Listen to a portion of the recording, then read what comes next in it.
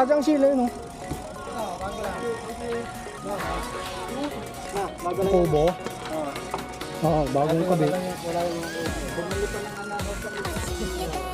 Ano nga, parang nga bora eh. Ayun, nakalagay doon, di ba bora?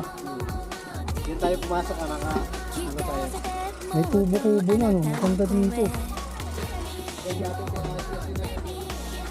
Diyan nagsandating siya, eh. Si Boy Dilaw. Init, no? Hindi pa mainit na. Pagka nag-summer palalo yan, mainit ka. Malilim yun. Yung mga cottage, libre yan. Walang bayad yan. Ano? Ay, hindi lang. 500 na yan. 500 niya.